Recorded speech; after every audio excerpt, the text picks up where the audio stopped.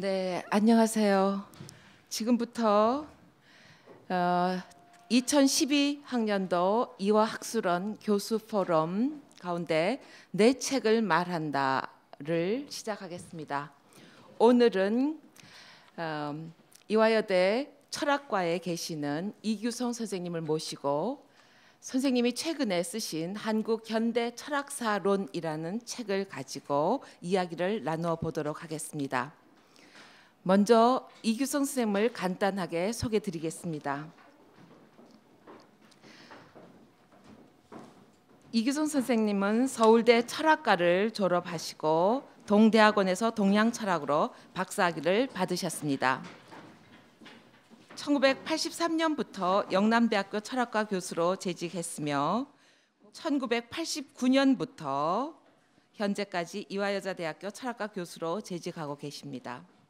저서로는 내재의 철학, 황종이, 그다음에 생성의 철학, 왕선산, 최시영의 철학, 표현과 개벽 등이 있으며 논문으로는 다양한 동양 철학과 한국 현대 철학에 관한 논문이 있습니다.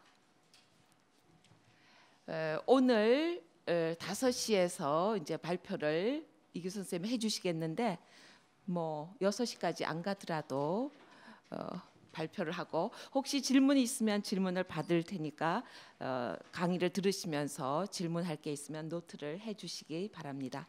먼저 알리는 말씀은 혹시 잊고 계시는 분 핸드폰에 전원을 꺼주시기 바랍니다.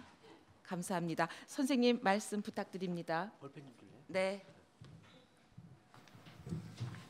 별 볼 일 없는 사람인데 이렇게 거창하게 소개를 하셔가지고 사실은 제가 이 책을 쓰고서 출판하기를 상당히 망설였습니다. 이 빠진 부분이 있더라고요. 그래서 다 완성하지를 못했는데 그냥 나중에 하기로 하고 그래서 일단 써놨으니까 이제 출판하기로 했습니다. 그런데 제가 지금 생각하고 있는 것은 한국에 이제 여러 가지 철학이 들어왔잖아요. 그 중에 하나 예를 들면은 소위 어널리틱 필로소피라 해가지고 그 비엔나를 거쳐서 들어온 철학이 있고 또 하나는 영국을 거쳐서 들어온 것이 있습니다. 근데 양쪽 다 그 이론적인 배경이 있습니다. 역사적인 배경이 있고. 근데 그러한 그 두 가지 배경을 무시하고서 한국에 이제 수입돼 가지고 한국의 철학과의 그 커리큘럼 그리고 인적 구성 그리고 인간관계까지도 지배하게 됐습니다. 근데 그것에 대한 어떤 배경적 지식이 국내에서 역사적으로 검토된 적이 없고 철학과 내부에서도 강의되지 않고 있다고 하는 것을 알고 있습니다. 그래서 그런 것처럼 서구 사조가 들어왔을 때 한국에서 긍정적 적극적으로 어떻게 그 기능했는가에 대해서 분명한 그 의식이 없이는 서양 철학사에 대한 객관적 연구는 물론이고 그것이 한국에서 어느 정도 무엇을 기여할 수 있는가에 대해서도 파악하지 못할 것이라고 생각됩니다. 그래서 중국 철학을 비롯해 가지고 서양 철학을 각 대학 철학과에서 강의하고 연구하고 있는데 제 생각에는 그 역사적인 배경에 관한 지식의 부족으로 인해 가지고 그 각 분야의 그 철학들이 우상화되고 신비화되고 있는 것은 대단히 그 안타까운 일이라고 이제 생각이 돼 가지고 그것을 극복하는 맥락에서 제가 한국 철학 백년사를 쓰지 않으면은 이런 신비화를 벗어날 수 없겠다. 그래서 그런 입장에서 이제 썼는데 전체적으로 다루지 못한 부분이 있고 그래가지고 제 생각에도 좀 미흡한 점이 있지만 간략하게 그 동기에 대해서 얘기를 하고 또 제가 생각하는 21세기 이 바람직한 철학의 방향에 대해서 간단히 말씀을 올리겠습니다. 거기 유인물에 보시면 거기 맨 앞에 들어가는 말이 있거든요. 그 부분이 바로 제가 이제 동기를 간략하게 얘기한 것입니다. 근데 이것도 꽤 긴 것 같아가지고 그 동기에 대해서 그 앞부분만 이렇게 좀 읽고 제가 설명을 드리고, 그리고 이제 서론은 여기서 뺐습니다. 그래서 서론에서 제가 21세기 바람직한 철학의 방향을 간단히 논했는데, 그것과 더불어 이제 그 하소연하는 글이 이제 결론 부분입니다.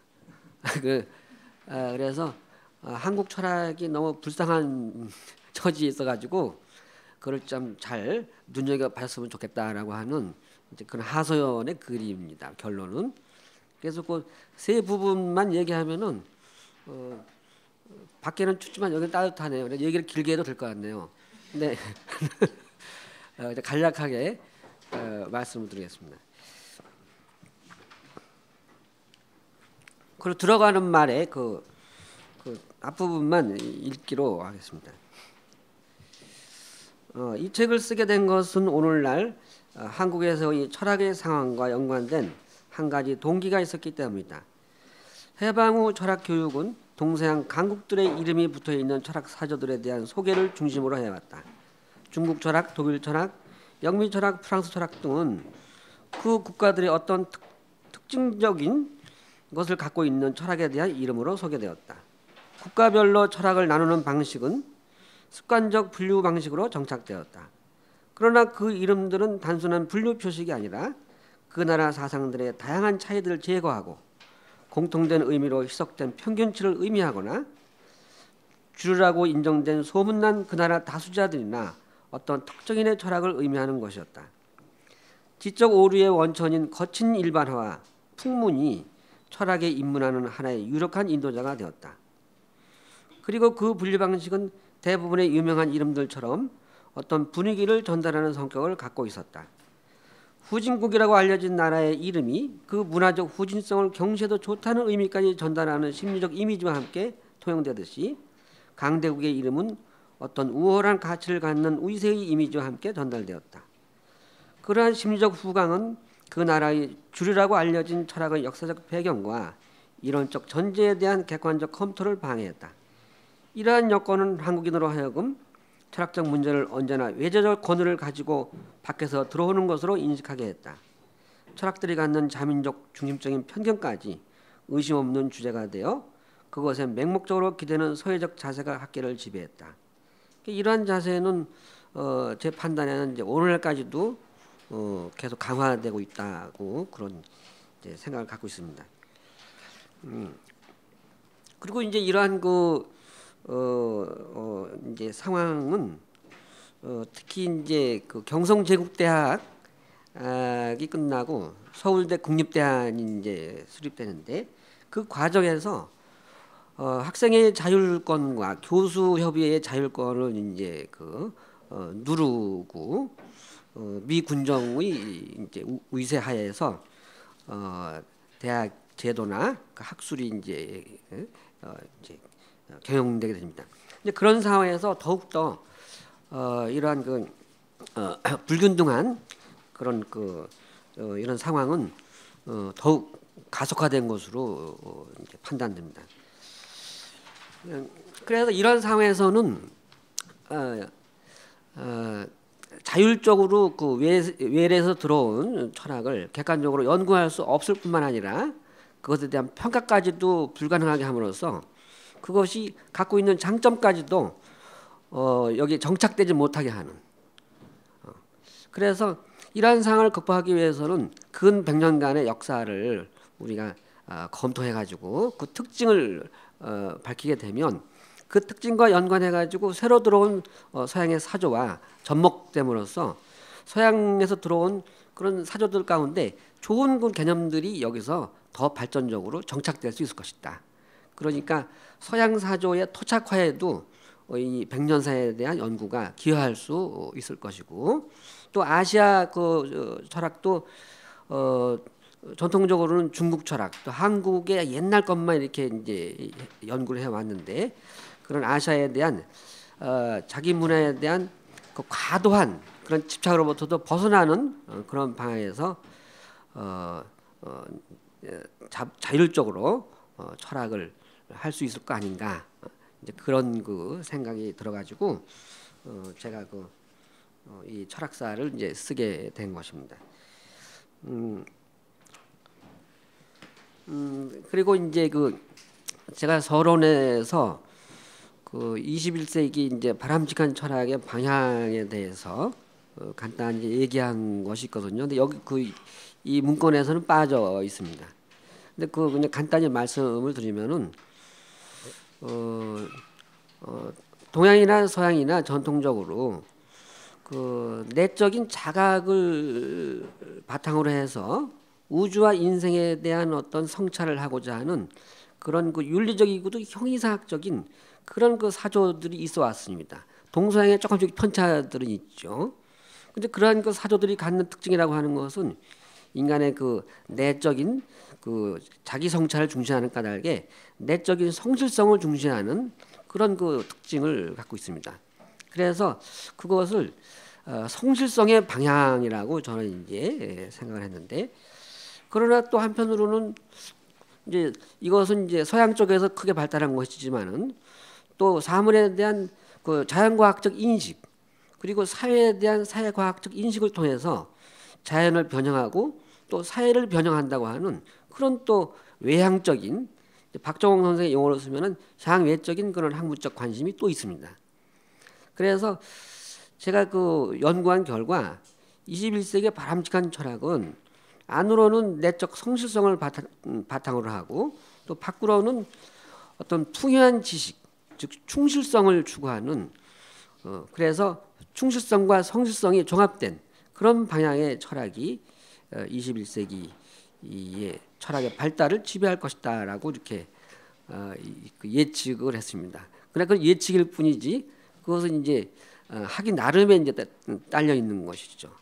그러나 이제 다른 측면에서도 21세기의 바람직한 철학을 전망해 볼 수 있겠는데, 제가 역사를 검토해 본 결과 내적인 성실성의 영역도 우리가 버릴 수가 없고 외적인 충실성의 이 차원도 버릴 수가 없다. 그래서 이제 새로운 철학은 자연과학적 지식 그리고 사회과학적 지식, 특히 제가 강조한 것은 비판적 정치경제학입니다. 옛날 마르크스주의자들이 했던 것인데, 그래서 그런 이제 사회과학적 지식을 바탕으로 해서 오늘날의 사회를 3.1운동 이래로 중요한 정신으로 전승돼 왔던 민주주의의 이념을 실현할 수 있을 것이다라고 생각했습니다. 그래서 사이언스에 관한 지식을 습득하고 또 한편으로는 사회과학적 지식을 가짐으로써 민주주의의 이념을 앞당겨 실행할 수 있다고 하는 그런 전망을 충실성의 차원으로 이렇게 봤습니다. 그래서 성실성은 이제 윤리적이고도 형이상학적인 방향인데, 이 성실성의 방향과 충실성의 방향이 결합함으로써 보다 진실되고 보다 풍성한 그런 그 세계관이 창조될 수 있을 것이다. 이제 그렇게 전망을 했고, 그 백년사의 그 철학을 기술하는 데 있어서도 그런 관점에 서서 철학들을 비판적으로 평가하고 옹호할 것은 옹호하고 그렇게 이제 했습니다. 예를 들어서 마르크스주의자였던 박치우는 경성제대 박정홍 선생과 졸업 동기생이었는데 졸업을 하고서 남노당의 일원가로 이제 들어가게 되는데 곧 이어서 남노당의 과격 좌경화의 방향으로 나갔었는데, 박지훈은 그 좌경화의 노선에 따라서 무장을 하고서 태백산맥을 내려오다가 사살당했습니다. 그러니까 그 전에는 이 사람은 그 숭실대 교수였죠. 그래서 저는 교수가 뭐 총을 차고서 나가서 싸우냐, 공부 좀 해, 공부를 했으면 잘할 사람인데 너무나 아깝더라고요. 그러나 그 사람의 그 사회 철학적인 그런 지식에 상당히 심도가 있었고 그런 지식이 요구하는 바에 따라서 자기 목숨을 바친 걸로 해석됩니다. 그러나 그런 그 실천적인 방면에서 훌륭함이 있다 하더라도 그 양반에게는 어떤 내적인 윤리적인 차원 혹은 형이상학적인 차원에서 우주와 그 인간 간의 관계를 전망할 수 있는 그런 폭넓은 형이상학이 이제 당연히 결여돼 있죠. 급하니까요. 그래서 그런 그 형이상학적인 차원과 박지우가 갖고 있었던 사회과학적인 방향이 결합돼야만이 보다 원만해지고 좋은 철학이 될 것이다. 그래서 좌경화된 사상을 다룰 때에도 그런 입장에서 이제 평가를 했고, 또 어떤 철학은 지나치게 내면화돼 가지고 외적 세계에 대한 관심을 도외시함으로써 자기의 내적인 양심까지도 파괴해버리는 이런 그 사상도 있습니다. 그러니까 그런 사상의 경우에는 내면을 추구하다가 외면을 상실함으로써 내면까지도 파괴해버리는 그런 변칙법적인 자기 파괴에 이르는 그런 사상에 대해서는 이 외면에 대한 관심이 없기 때문에 자기 영혼을 죽인 것이다. 그래서 내외를 합일하는 그런 방향이야말로 바람직한 그 인간성을 살리는 길이고, 이 사회에도 유익한 그런 이제 세계관이 될 것이다. 그렇게 이제 생각을 했습니다. 그래서 모든 철학의 장단점이 이렇게 언급이 제 입장에서 언급이 된 것으로 이렇게 저는 생각하고 있습니다. 그래서 그 정도로 하고요. 결론으로 제가 하소연하는 글을 결론으로 했습니다. 네. 그래서 제 그 하소연을 들어보시면은 공감이 되실 겁니다.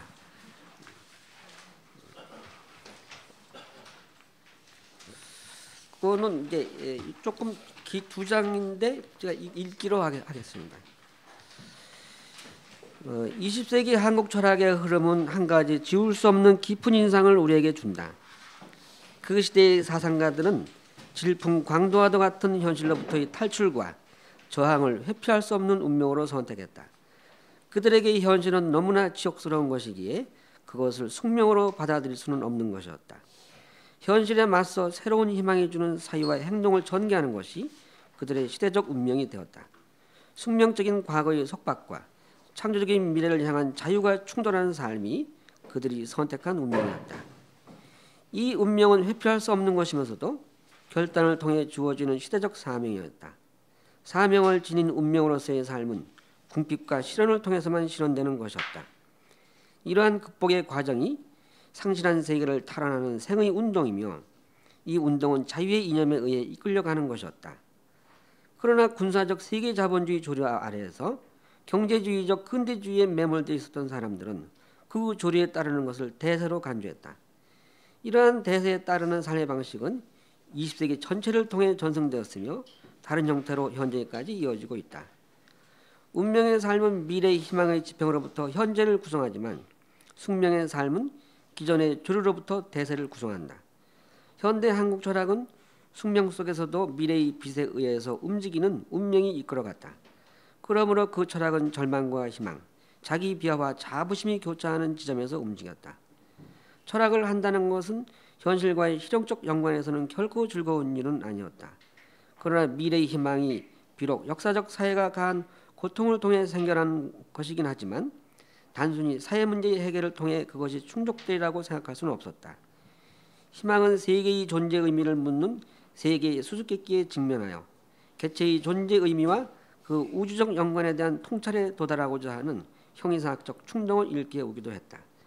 신남철과 박지우는 서구 근대의 과학주의적 세계상과 사회 변혁의 동기가 주는 무거움 때문에 우주와의 연관에서 제기될 수 있는 문제들에 대한 철학적 사별을 간과했다.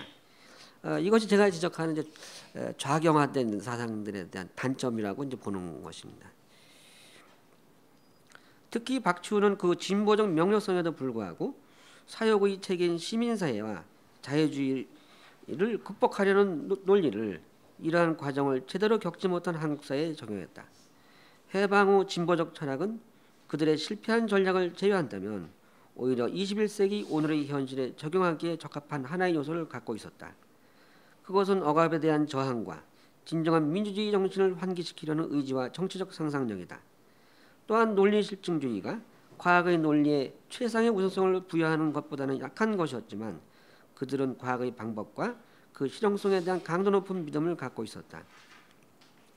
그러나 동학과 대종교 계열로부터 박정홍에 이르는 철학들은 동양적 우주관을 바탕으로 과학과 사회 변형의 문제를 논의했다. 그들은 사건들의 인과관계를 수량적으로 기술하는 것보다는 사건들의 유기적인 공감의 관계에 대한 형이상학적 통찰을 과학보다 상위에 놓았다. 그 통찰은 인간을 포함한 만유의 소통적 연대성과 평등성을 자연에 관한 궁극적 지혜이자 정치사회적 윤리의 기초로 보게 했다. 그들은 과학의 이론적 전제를 비판적으로 반성하기보다는 근대화 문명에서 그 실용적 적용의 의의와 그 윤리적 한계에 주목했다. 그러나 이 때문에 실제상에서는 권력화된 과학의 지배 아래 있게 되었지만 이론상에서는 양자의 적절한 관계 유형에 대해 보다 적극적인 해명이 미흡했으며 이러한 상황은 오늘에까지 지속되고 있다. 바로 이 지점에서 오늘의 한국 철학은 정치 경제의 민주화라는 과제와 더불어 과학의 본성에 대한 논리적 반성뿐만 아니라 그에 대한 문명사적 고찰을 과제로 갖게 된다.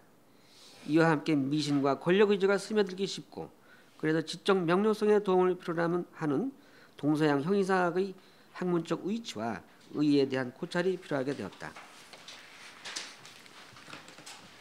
내적인 정신적 통찰과 외적인 사회의 변형을 지향하는 한국 철학은 인류가 처한 이러한 내외의 주요 문제들 안에서 움직일 것이다. 그리고 그 내외 합일적 구조 안에서 주거 환경과 교육, 언어와 예술 등 여러 문화적 생활에 대한 탐구와 변형이 모색될 수 있을 것이다. 1920년대 이후로부터 발전한 현대 물리학은 미시 세계를 발견하여 물질의 구조에 관한 기존의 관점을 변형했다. 현대 과학은 중간 크기의 세계의 이미지를 떠나 이미지 없는 진동의 차원과 여기에서 일어나는 창조적 정액 과정을 환기시켰다. 그러나 근대 과학의 어두운 실천적 기결을 돌아볼 때 오늘날 인간과 미지 세계와의 상호작용이 인간의 삶을 어디까지 변화시킬 것인지 예견할 수 없을 정도가 되었으며 금세기 물리학과 기술이 확립한 상호작용은 강화할 만한 것, 거대한 것이 되었다. 미지 세계의 힘이 막대한 효과를 생산할 수 있다는 점에서 그 상호작용은 공포스러운 것이며 지금 무슨 암흑 에너지를 이용해 암흑 물질을 이용해 가지고 물질을 없애는 폭탄을 만들겠다고 하는 그런 발상이 양자 역학으로부터 나왔습니다. 그러니까 어떤 지적인 그런 창조와 함께 그 무시무시한 그런 것도 이제 엿보이는 것이죠. 그래서 그 상호작용은 공포스러운 것이며 일상의 지각의 한계를 넘어서 침투할 수 있게 되었다는 점에서 상호작용은 거대한 것이다. 인간의 운명은 이전에 없었던 위험스러운 모험에 내맡겨 있다. 인류는 자신의 진보의 무게 아래서 신음하고 있으며 거의 압사지경에 놓여 있다. 숙명으로 작용하고 있는 기술의 진보 역사가 반숙명적인 운명에 대한 자각을 요구하고 있다. 인류의 운명은 그의 손아귀에 있으며 미래는 그의 결단에 있다. 이런 의미에서 어두운 숙명을 겪은 현대 한국 철학은 다음과 같은 네 가지 선택지가 주는 딜레마를 극복하는 방향을 취하게 될 것이다. 그 네 가지 세계관은 이미 있었던 것이며 그것들은 보다 바람직한 철학을 위해 수정되어야 할 것이다. 사물의 내부 구조에 관한 탐구를 폐기한 논리 실증주의 혹은 현상주의를 수용하거나 과학적 언어의 구문론적 형식과 현상의 관계를 실용적인 노선에서 탐구하는 세계관, 이건 이제 논리 경험주의와 미국의 프레마티즘은 이 철학은 이제 대안이 될 수 없겠다 이렇게 이제 한 것입니다. 그다음에 사물인 내부 구조가 수학적 구조로 되어 있다고 보는 수학적 신비주의라고도 할 수 있는 객관적 관념론, 이제 수학적 과학주의자들이 있습니다.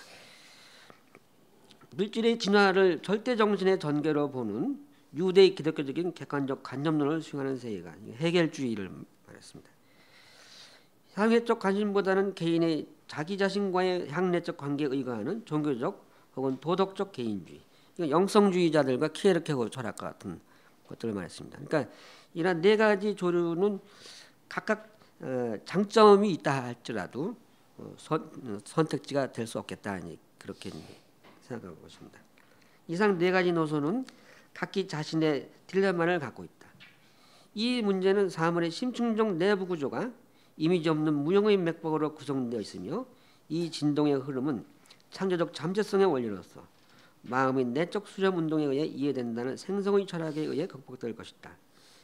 제가 제시하는 철학은 이제 일종의 바이탈리즘이죠. 생기론적인 이제 생성 철학이라고 이렇게 명명을 했습니다.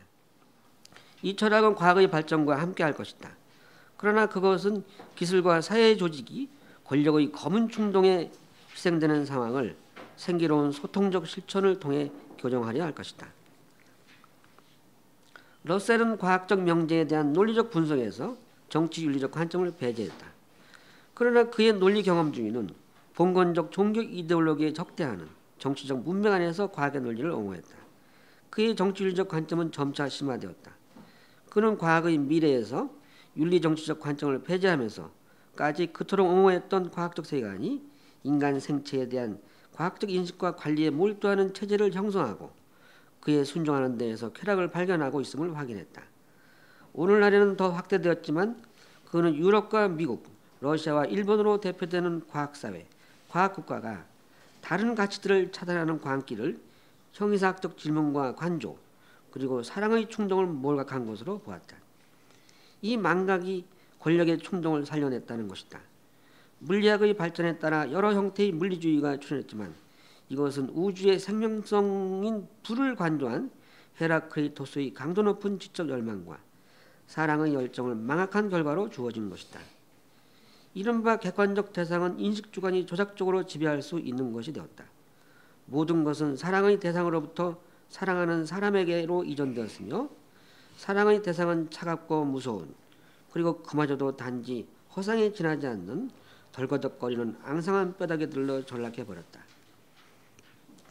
이러한 시대는 과학과 사디스트의 관능이 결합하여 예술과 철학을 쾌락의 신호로 삼게 된다. 자연의 노예가 주인이 되자 자신의 원래의 노예 근성을 인간과 자연에 대한 폭군으로 실현한 시대가 되었다는 것이다. 20세기 한국 철학은 바로 이러한 상황에 적응하는 것이 아니라 저항하는 활동으로 출발했다. 제국주의적 근대주의에 항의하는 사상들은 개체의 존엄성과 우주의 존재 의미에 대한 명상이라는 길을 통해 인류 사회를 진정으로 화해시키는 생각과 행동에서 기쁨을 발견하도록 했다. 이 기쁨이 실로 무거운 현실을 사색과 행동의 장으로 받아들이게 했다. 철학은 과학의 논리를 모방하여 과학적 삶을 옹호하는 악순환적 사변적 이론화가 아니라 진정한 삶의 양식을 창조하고 실현하는 활동이었다. 그들에게 세계는 감각주의적으로 이론화되고 평평하고 몸이 건조한 것이 아니라 표면적 물질의 심층은 모든 것이 모든 것과 소통하는 연결체계였다. 그들은 이것을 마음의 본성으로 파악했다. 물질의 정보적 소통적 체계에서 마음의 연원을 보려는 착상은 근대주의적 주류 세계관이 상상할 수 없었던 것이었다. 그리고 마음은 1차원적 현상에 갇힌 노예의식이 아니라 만유와의 전체적 유대를 회복하는 노력을 통해 도달되는 자유를 진정한 윤리정치적 가치의 근원으로 보아야 했다. 해방 후 대학 철학은 좌우 대립 속에서도 이러한 문제의식의 명맥을 유지했지만 박정홍 신남철 이후 그것은 거의 폐기되었다. 그래서 박정홍 신남철까지만 하더라도 우주에 가는 어떤 형이상학적인 성찰 그런 이제 노력이 이제 남아 있었는데 그 뒤로 이제 각 대학에서 그것이 이제 약화되거나 이제 상실됐다. 그래서 제가 그 다는 읽을 수 없고요. 그 14페이지 있잖아요. 위에서 그 네 번째 패라그라프요.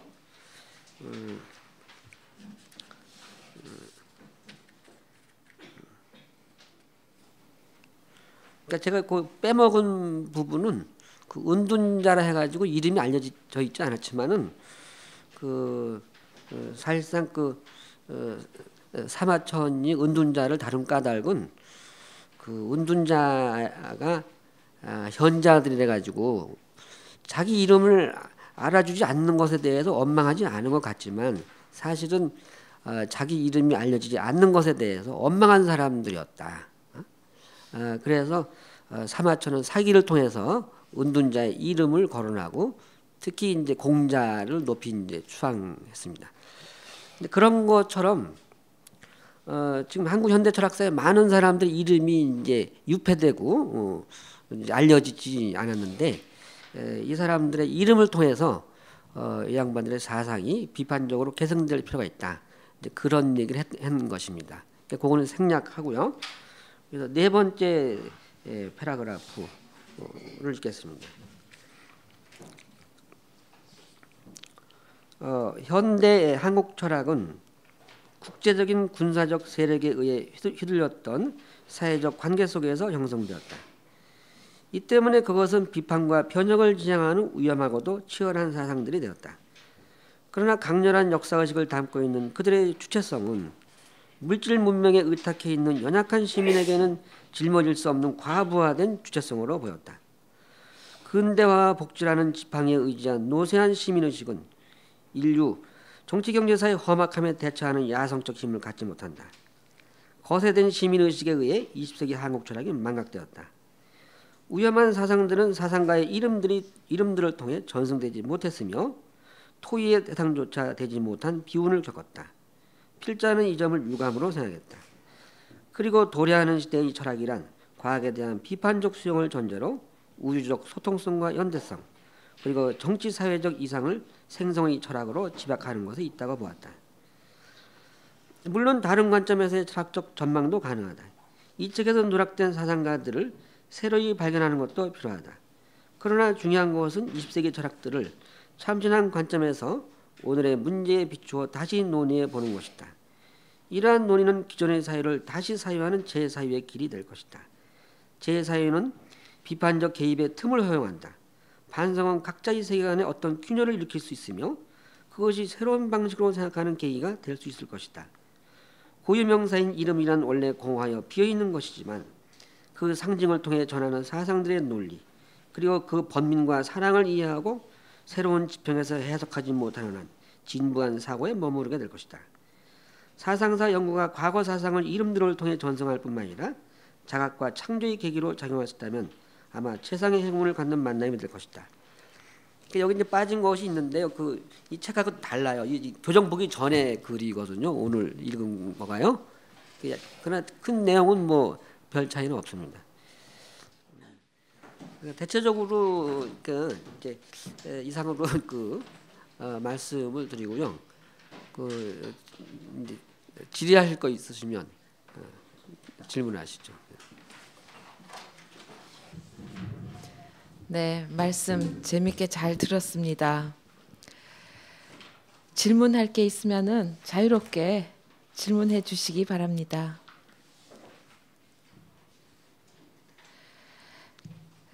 제가 그 교정보기 전 것을 읽어가지고 문장이 좀 긴 게 많아서 전달이 잘 안 된 부분도 있을 겁니다. 그러니까 그런데 큰 거는 큰 분위기는 아실 겁니다. 대략 무슨 얘기인지. 네, 이 책이 오늘 한국 현대 철학사론 페이지로는 900 몇 쪽에 이르는 책이 진짜 따끈따끈하게 최근에 나온 거예요. 오늘이 딱 지난주에 한 일주일 정도 됐으니까 앞으로 어떤 평가를 받을지는 저희가 이제 기대해 볼 수 있을 것 같습니다. 질문을 기다리면서 근현대의 100년 동안 서양 철학에 치여서 그리고 동양 철학에 치여서 제대로 제자리를 정립하지 못하고 있던 공백기로 남아있던 근현대 한국 100년사를 거의 처음으로 이렇게 정립하셨다고 사명감을 갖고 정립하셨다고 들었습니다. 그리고 결론적으로 이제 21세기 철학의 새로운 방향을 내외 합일이라는 그런 발전 방향도 제시해서 굉장히 흥미로운데 제가 인문대에 같이 있으면서 이규성 동양 철학하는 이규성 선생님을 옆에서 보면은 사이언스 잡지를 누구보다도 열심히 찾아서 읽으셨던 분이었어요. 그게 바로 어떤 이 철학의 방향의 균형을 찾기 위한 노력의 결과가 아니었나 싶습니다.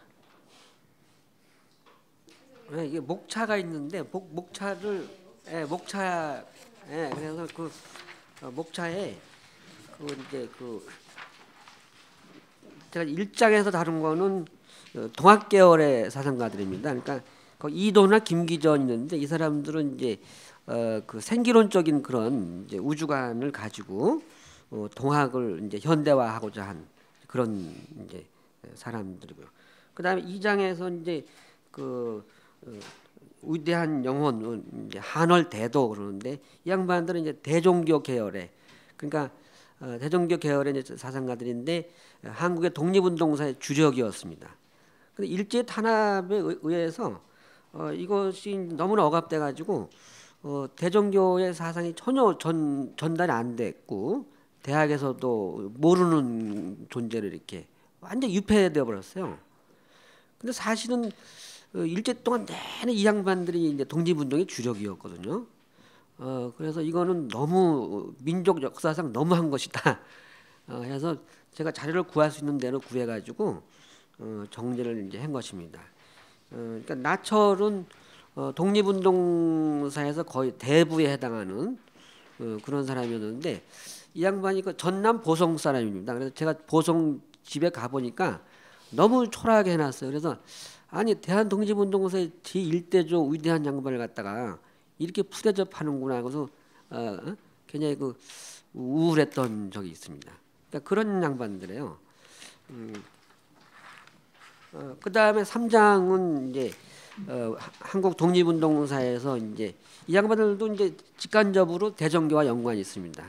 그리고 왕양명 철학하고도 연관이 있고, 그게 이제 이 양반들도 이제 무정부주의적 독립운동 사상을 가졌던 그런 양반들이죠. 근데 이건창 방어식은 왕양명주의자고요. 그 강화학파라 해가지고 신채호 이혜영은 무정부주의자들이었죠. 그래서 개체성을 절대시하는 이른바 싱귤레리티잖아요. 개별성을 절대시하는 그런 사상을 갖고 있습니다. 이 신채호 이혜영은. 그러니까 지금 프랑스 철학을 통해서 싱귤레리티가 강조되고 있는데 이 양반들과 연관해서 그것이 검토될 때 제대로 위치를 가질 거 아닌가, 예? 그런 생각이 듭니다. 그다음에 박종홍 선생은 이제 한국 그 민족주의 이제 그런 세계관을 이제 말한 분인데 그 국민교육 헌장을 만들어서 사람들을 괴롭히는 바람에 이미지가 안 좋았지만은 근데 대단한 그 전통 철학을 통해서 새로운 형이사학을 수립하고자 노력했던 분입니다. 그래서 저는 이 양반의 형이사학을 우리가 계승할 필요가 있다. 근데 무의 형이사학이라고 하거든요. 그래서 그런 입장을 취하고, 그러나 이 양반이 3.1운동의 정신을 민주주의로 파악하고 있습니다. 그래서 민주주의를 이제 얘기하려고 했는데 나라가 너무 가난하다 보니까 민족 국가, 부강한 민족 국가론으로 이제 나가다 보니까 헤겔처럼 개체가 국가 안에 포섭된다라고 하는 그런 보수적 이제 방향으로 나가게 됐습니다. 그래서 이제 젊은 사람들은 조금 비판적으로 보지만 저는 이 양반이 갖고 있었던 그런 민족의 그 빈곤함에 대한 그 감각을 높이 평가했습니다. 근데 함석헌 선생은 잘 아시잖아요. 그 70년대 그 군사 독재에 저항했던 분이죠. 그래서 근데 이 양반 굉장히 그 조직보다는 개인을 우선시하는 그런 입장에서 이제 투쟁한 사람인데 대단히 특이한 그 생각을 갖고 있습니다. 그래서 결코 과거의 사상일 수 없다 이제 그런 생각이 들고요. 근데 신남철은 인도주의, 그러니까 슈머니즘과 막스주의를 결합해가지고 이 진짜 품위 없는 지적인 품위가 없는 이 한국사의 지적 풍토를 진짜 문화가 꼽히는 그런 나라로 만들고자 노력하다가 상당히 온건한 입장에서 그 사회주의를 지향했습니다. 그러나 그 당시에는 온건한 입장도 탄압을 받는 위험한 지역이었기 때문에 결국은 이제 서울대학교 철학 교수를 하다가 월북을 하게 됐는데, 월북한 이후에 글을 보니까 글이 좀 경직돼 있고 냉전의 구도를 버리지 냉전의 구도에 빠져들게 됩니다. 그래서 월북해서 쓴 글은 이거는 좋지 않다. 냉전의 그런 걸 그대로 갖고 있다는 거예요. 그러니까 남한에서도 냉전 때문에 큰 문제였는데 북한에서 역시 이제 그런 거예요. 그러나 신남철은 굉장히 리버럴, 자유로운 그런 사상가인데 김일성 대학 그 도서관장까지 하다가 자유주의자로 모여서 숙청당한 것으로 사망한 것으로 알고 있습니다. 그 다음에 박지훈은 문학계에서 이마가 있었잖아요. 이마는 사실 신남철과 사상이 비슷하죠. 인도주의하고 막스주의와 결합한. 근데 박지우 역시 그런 그 휴머니즘과 막시즘을 결합한 그런 걸 갖고 있었는데 이 양반은 대단히 사회 모순은 오직 이론이 아니라 실천을 통해서만 극복된다라고 하는 그런 신념을 가진 사람입니다. 그리고 그 당시에 경성제대 이 좌익 지식인들은 헤겔이나 막스에 가깝다기보다는 제가 보기에는 파우스트에 가깝습니다. 끝없는 부정을 통해서 현실을 타개간다고 하는 그런 어떤 파토스 그게 보입니다. 헤겔만 하더라도 수동적인 것이 있습니다. 안정될 때 안정하고 그게 있는데 이 양반들은 이제 시절이 급하니까 파우스트적인 그런 용기와 의지를 가지고 시대에 대처했는데 그 가운데 전형적인 인물이 박치우입니다. 그래서 결국은 이제 그 자기 신념대로 총 맞아 죽게 되는데 이 양반이 자유주의를 극복하는 논리에 대해서 가장 명료하게 말하고 있습니다. 그래서 경성대대 철학과 교수들도 박추라는 학생이 제일 똑똑한 학생이었다라고 하는 그 기록이 남아 있습니다. 그러니까 굉장히 명료한 사람이야 이 박추가. 근데 이제 실천적으로도 명료했습니다. 네. 그러나 이 양반이 그 자유주의에 대한 비판하는 논리가 명료하기 때문에 오늘날에까지도 결코 퇴색되지 않는 그런 이제 지혜를 갖고 있는 거를 제가 발견했습니다. 그리고 3부는 제가 이제 다시 이제 과거 얘기를 하면서 생기론적 입장에서 새로운 그 생성 철학을 이제 70년대 80년대 사회 상황을 얘기하고 새로운 방향의 철학을 생성의 철학으로 이렇게 해서 전망하고 과학과 형이상학적인 성찰이 종합된 그런 철학이 그런 철학이야 되고 또 3.1운동이 제시했던 그 민중의 보편적인 연대라고 하는 그런 정신을 몰각한 철학은 가망이 없다라고 저는 판단했습니다.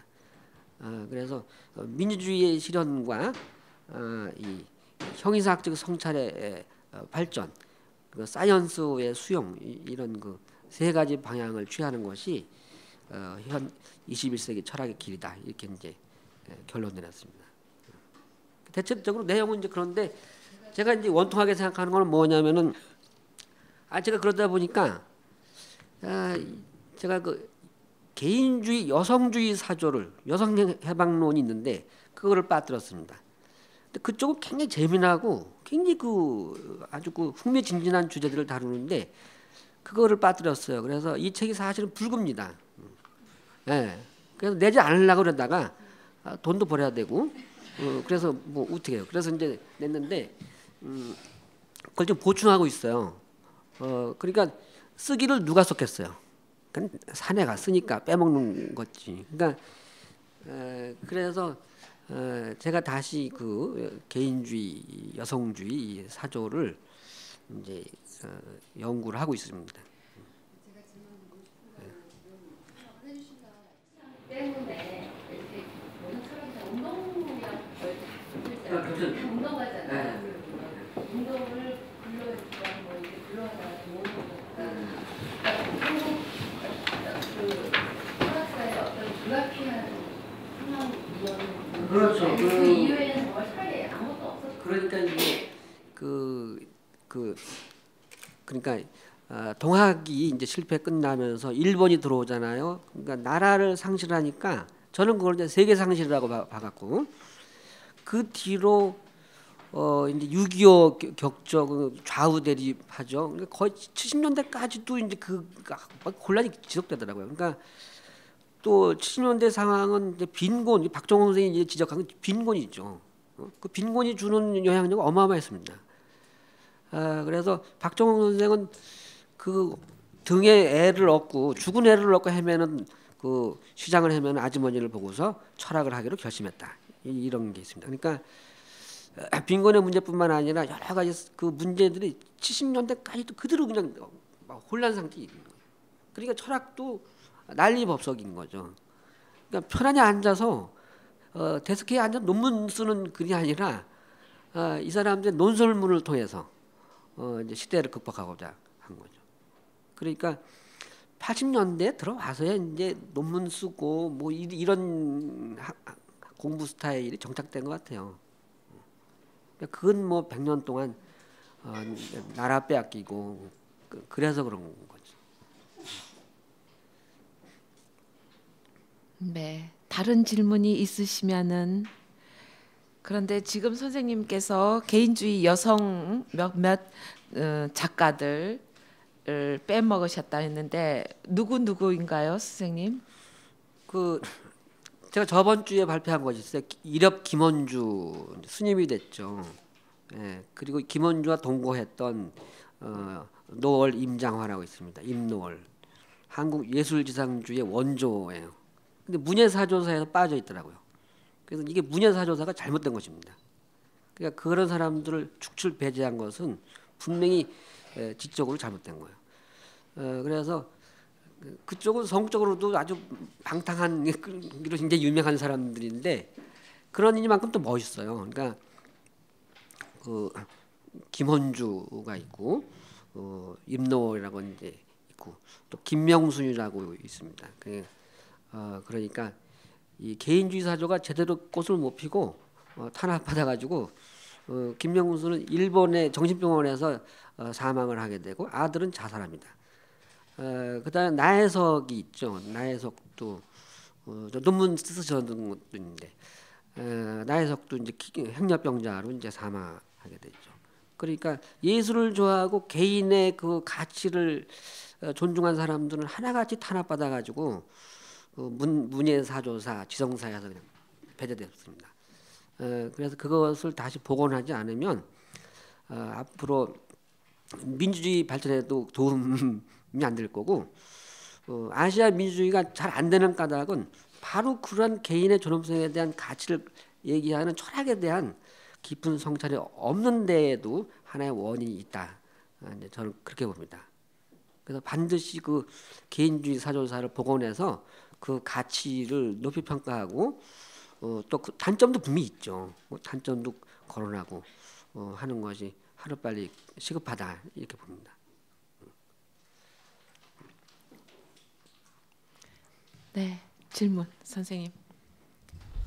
지금 우리가 이 사상사 연구의 중요성도 굉장히 강조해 주셨는데요. 그래서 과거의 사람들을 오늘날에 우리가 다시 호명해서 불러내가지고 오늘날의 문제와 대결하는 그런 거의 중요성 말씀해 주셨는데요. 근데 이제 제가 좀 하나 의문이 들었던 것은요. 이 보면은 이 대종교 계열의 사상가가 이제 철저하게 우리 사상사에서 놓쳐지고 그랬지 않습니까? 근데 이것이 이렇게 사상사 연구가 이렇게 계승이 되지 못하는 것이 남북 분단도 굉장히 연관이 있는 것 같습니다. 그래서 혹시 북한에서는 이런 대종교 계열에 대한 뭐 연구가 이루어지고 있고 남한보다 많이 평가를 받는가 뭐 그런 것도 좀 알고 싶어서요. 제가 그쪽 정보는 많이 알고 있지 못하는데 그냥 들은 풍문이죠. 그러니까 동학하고 대종교는 북한은 원래 민족주의적인 게 강해요. 국학은 아마도 남한보다 옛날에 지금은 모르겠어요. 얼마 전까지만 하더라도 남한보다 앞선 걸로 알고 있습니다. 국학에 관해서는. 그래서 대종교나 동학을 상당히 평가하고 거기 주종자들이 주체 사상을 능가하지 않는 한에서 보호를 한 것으로 알고 있습니다. 그러니까 아직도 그 동학교도 있어요. 예. 근데 대종교도 그 문화재도 그대로 삼성사 있잖아요. 그 나철이 자결한 장소가 삼성사인데 그대로 복원해가지고 남아 있다고 합니다. 그래서 그건 민족 사상가에 대해서 상당히 대접을 한 걸로 알고 있어요. 네, 또 다른 질문이 있으시면은 네, 선생님. 한국 현대 철학에서 그 중요한 과제 중에 하나가 제가 생각할 때 한국의 전통 사상, 또 아시아의 전통 사상, 그리고 또 서구의 사상들 이런 것들을 서로 대화하고 또 종합하고 그러면서 그 새로운 그 창조적인 그 철학을 만들어내는 작업도 그중에 중요한 한 가지 과제라고 생각하는데, 그런 점에서 한국 지금 소개하신 한국 철학가 중에서 가장 모험적인 그 작업을 한 사상가나 그런 집단이 있다면 어떤 사상가 집단을 소개할 수 있으신지 말씀해 주시면 감사하겠습니다. 저는 별로 없다고. 그러니까 장점도 일면적이죠. 그래서 좀 완전한 입장에서 내외 합일지도의 입장에서 보면은 전부 장점도 있지만 단점도 갖고 있다. 이렇게 봐집니다. 전 처음에는 이제 동학을 이게 상당히 창의성이 있고 원만하지 않느냐 이렇게 생각했는데, 동학도 이 종교성이라는 것이 있습니다. 종교성의 경우에는 이것이 항상 주인과 노예 관계를 동반하기 때문에 동학 사상도 이것이 조직화될 경우에는 필시 타락할 수 있다. 그것이 혁명 기간을 통해서 그 창조성이 드러나지, 평화 시에는 동학 사상도 이제 종교가 갖는 부패성을 가질 수 있다. 그거는 내용은 이론은 좋은데 뭐 실천이 나쁘다기보다도 이론 안에 그런 부패할 소지가 있다라고 보는 거죠. 그러니까 우주에 관한 이론론적인 사상입니다. 모니즘. 그러니까 천도라고 하는 하나의 사상이 있는데 그 하나의 사상이 다양한 우주를 지배한다고 하는 그런 사상입니다. 그래서 이것은 개인주의자 입장에서 볼 때는 도저히 용납할 수 없는 그런 거거든요. 그래서 그것이 갖는 장점이 드러나려면은 개인주의자의 비판을 극복해야만이 동학이 갖는 장점도 드러날 것입니다. 그래서 다른 대립적인 사상끼리 서로 대화를 통해서 이렇게 시련을 겪고서 나오지 않는 그런 사상은 어떤 사상이고 위험하다 저는 봅니다. 그래서 과거의 철학에서 단 하나 모델로 선택할 만한 철학은 없다. 그러나 부분 다 장점이 있기 때문에 그 장점은 오늘날에 논의해가지고 서양 철학과 같이 접목시켜서 논의해서 제3의 사상이 나와야 된다. 그러니까 과거 철학만 갖고 의미가 없죠. 그리고 상당히 교자가 많이 붙잖아요. 한국 사상은요. 그래서 지나치게 신학적인 그런 게 있고, 그래서 그런 것들은 극복돼야 된다. 그렇게 봅니다. 네. 좋은 게 없다 그러니까 싱겁죠. 질문이 다른. 네. 제가 선생님 그 책을 다 읽지 못하고 지금 질문드리기 때문에 이제 오해가 있을 것 같은데요. 오늘 발표하신 것만 듣고서 좀 하나 여쭤보고 싶은 것이 있는데, 지금 이제 이 선생님은 이 철학의 과제를 그 인간의 내적 성찰 그런 면과 외적인 어떤 사회 변화 이 두 가지가 이제 합일된 그런 방향으로 가는 게 이제 철학의 정도다, 아마 그런 시각에서 지금 보시는 거 아니에요? 그래서 이제 우리 전통 철학 중에서 동학, 대종교, 그다음에 민족주의, 항일 민족주의 이렇게 이제 쭉 연결해서 지금 이제 체계화를 하고 계신 것 같은데, 그런 기준에서 봤을 때 사실은 역사적으로 보면 우리 철학의 주류는 이 동학이나 그쪽은 아니거든요. 오히려 그 뒤주류지. 아시다시피 주류는 성리학, 그 성리학 앞에는 불교가 있다. 그렇죠? 그러면은 이 불교 철학이나 성리 철학을, 성리학을 이런 그 인간의 내적 성장과 또 이 사회 변혁이라는 시각에서 볼 때 그것은 어떻게 평가를 하실 수가 있는지. 그래서 사실은 제가 내외합일지도 이것은 원래 송명 이학, 조선 이학의 표현이거든요. 그러니까 퇴계율곡도 내적인 자기 성숙, 그리고 그걸 바탕으로 해서 사회를 이제 변형하는 그런 그 내외합일지도를 철학의 목적으로 설정하고 있잖아요. 근데 이제 그 양반들은 그것을 이제 사대부의 입장에서, 군자 대인의 입장에서 이제 그렇게 한 것이었고, 그것을 서민적 입장에서 내외합일지도를 다시 계승해서 서민적 입장에서 군자 계급들이 제대로 못하니까 그것을 근대 서민의 입장에서 그 내외합일지도를 계승해가지고 그거를 실현하고자 이제 한 사상이 바로 동학이나 대종교였다. 저는 그렇게 보는 거거든요. 그러니까 개념은 사실상 똑같지만은 의미 내용들이 조금씩 달라집니다.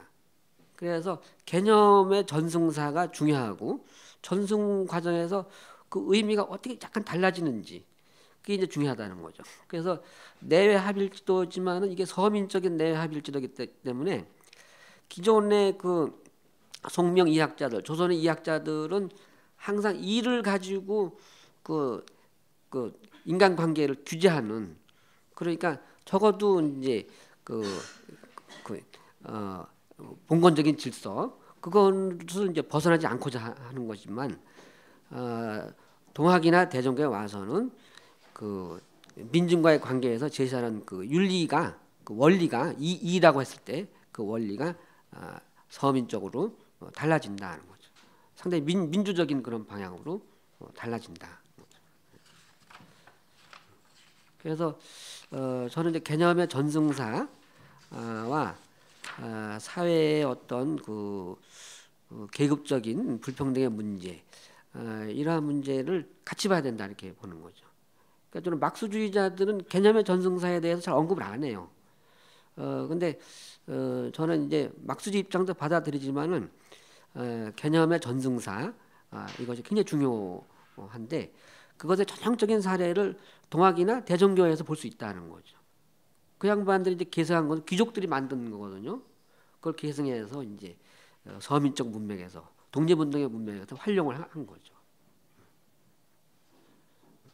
그래서 개념은 동일하게 전승되지만 의미가 사회적 배경에 따라서 달라진다 이렇게 이제 보는 겁니다. 그러니까 전통 사대부하고 연속되는 면이 있고 또 비연속되는 면이 있고 그렇게 이제 본 것입니다. 잘 들으신다.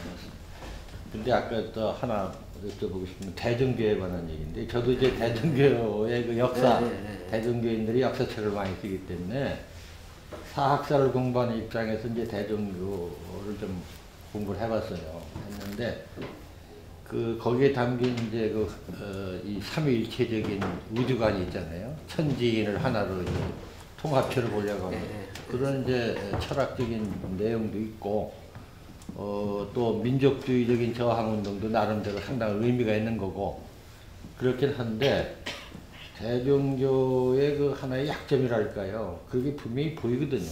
그 사람들이 쓴 역사책을 보면은 너무 신비주의적으로 써놨어요, 역사를. 과학적인 합리주의하고는 굉장히 거리가 멀거든요. 그래서 그 역사 체계까지도 대종교를 우리가 받아들이게 되면 상당한 이게 이 현실 왜곡이 생길 수 있다. 아까 그 2부 북한 얘기도 했는데 북한은 원래 막수주의를 따라서 이제 정치를 했기 때문에 대종교를 굉장히 그 신비주의를 비판했습니다. 초창기에는. 그래서 단군 조선도 역사에 쓰질 않았거든요. 대종교에서는 단군이 최고 아닙니까? 그런데 북한 역사학에서는 단군 조선은 신화적인 세계관이라고 해서 완전히 빼버렸어요. 우리가 오히려 대천절을 가지고 이제 이 대종교적인 행사를 지켜온 거죠, 여태까지. 북한은 정반대로 갔었습니다. 그러다가 1990년대 이제 이후로 주체 사상이 나오고 그 주체 사상이 조선민족 제1주의로 이제 올라갔거든요. 그러면서 단군을 이제 내세우기 시작한 거예요. 그러면서 이 대종교 역사 체계가 이제 북한 역사에 들어갑니다. 그래서 지금 북한의 단군 조선 시대 역사를 쓸 때 보면은 대종교 그 책들을 많이 첨부하고 있어요. 예, 그래서 그러고 이제 단군릉도 지금 복원하지 않았습니까? 사실 이거는 합리적으로 보면은 단군릉이 있을 수가 없어요. 예, 없는 겁니다. 그 단군릉. 근데 이제 조작된 거거든요. 이런 방향으로 가면서 지금 단군을 극도로 지금 이렇게 올려놓고 있어요. 그래서 그 이미지를 이제 북한이 이제 계승했다고 보는 거죠. 그 단군 조선의 그 정통성을 이렇게 정치적으로 이용하고 있는데 이런 현상을 볼 때 북한이 지금 그런 그 민족 전통을 이어가고 있다. 이렇게 우리가 호의적으로만 보기에는 상당히 문제점이 있다는 거죠. 그래서 저는 그 대종교라고 하는 것이 일제강점기라는 시대 상황에서 보면 그 상당히 공헌을 많이 한 겁니다만은 그런 대종교적인 이념과 그 역사인식을 오늘날 만약에 계승해야 된다 그러면 이건 상당한 부작용이 생길 수 있지 않겠는가 하는 것이 저의 개인적인 생각입니다. 거기에 대해서 저도 그 동감합니다. 그러니까 그 합리적인 그런 사고에 의해서 이제 걸러지지 않을 경우에는 대종교 사상은 상당히 미신화될 수 있다. 그리고 실제로 근거 없는 얘기들을 많이 했거든요. 근데 오죽 바빴으면 그렇겠어요. 그러니까 실증적인 가치는 하나도 없습니다.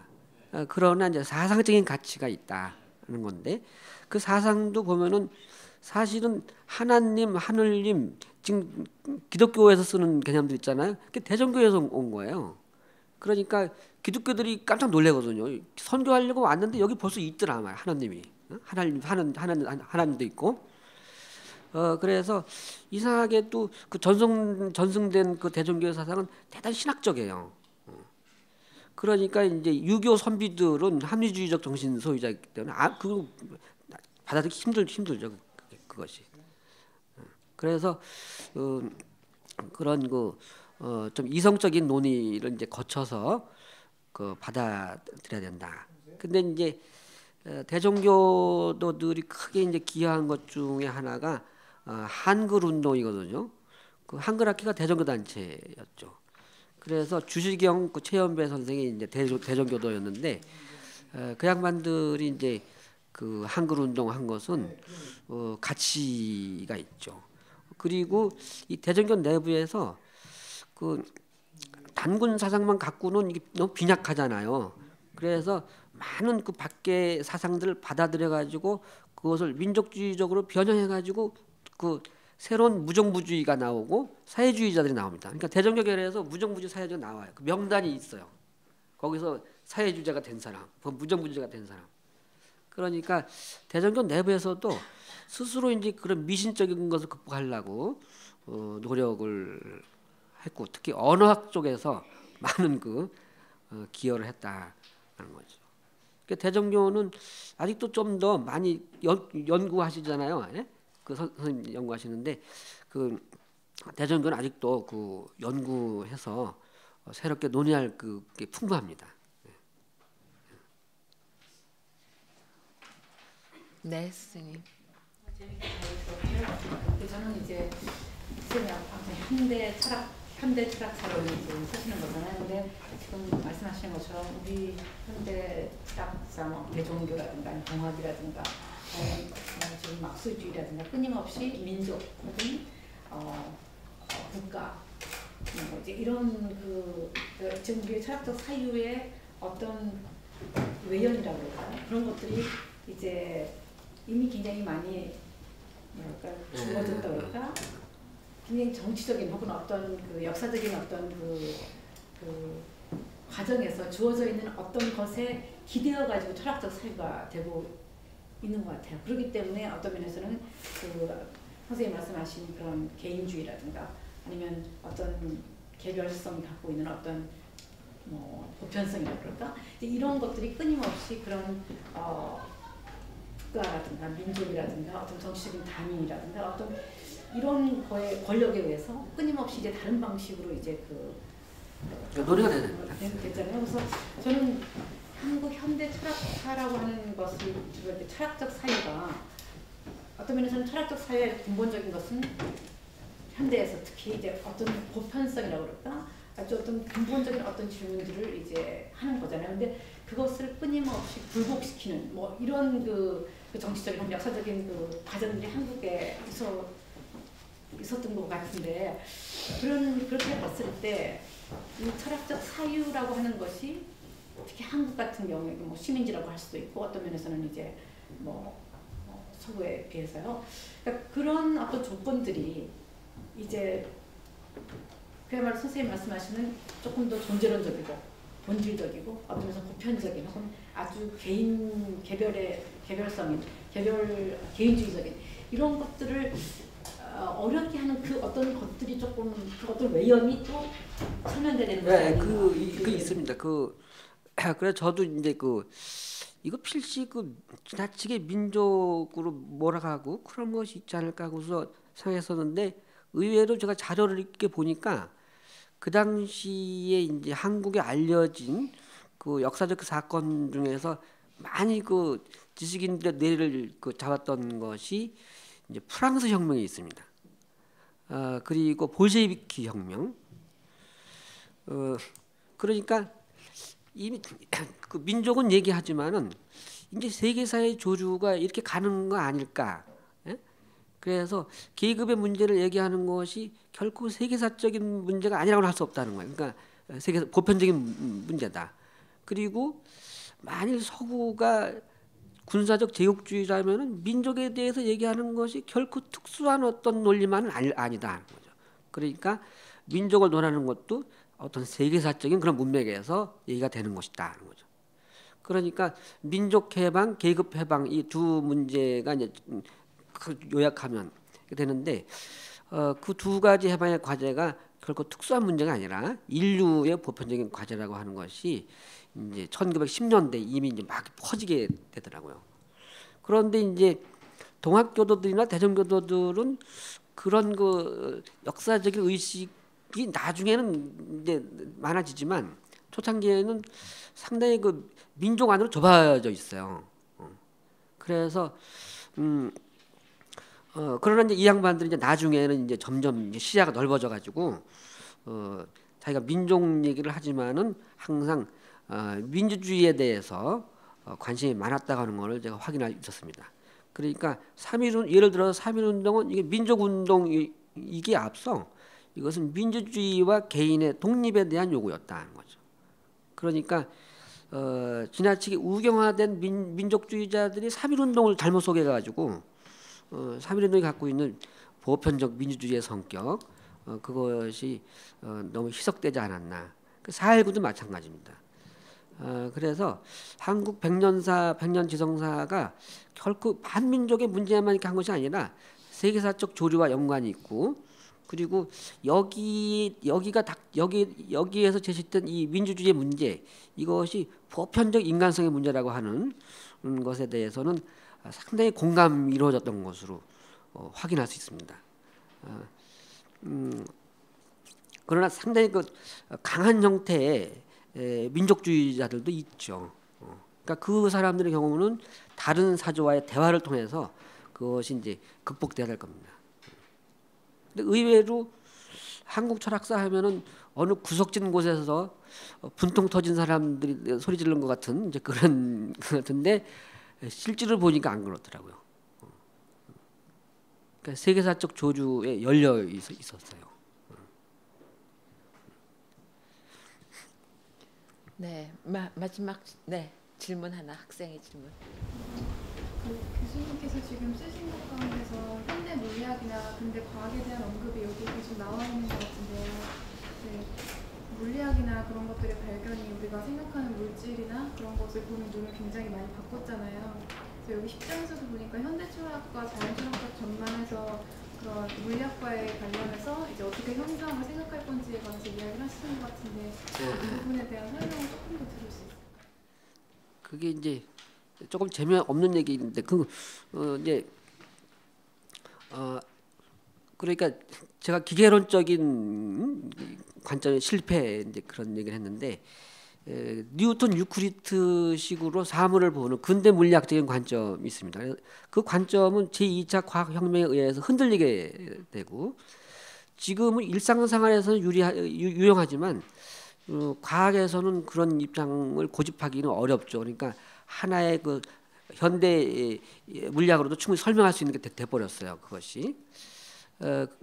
그래서 우리가 물리학까지도 미신이라고 봐서는 안 된다.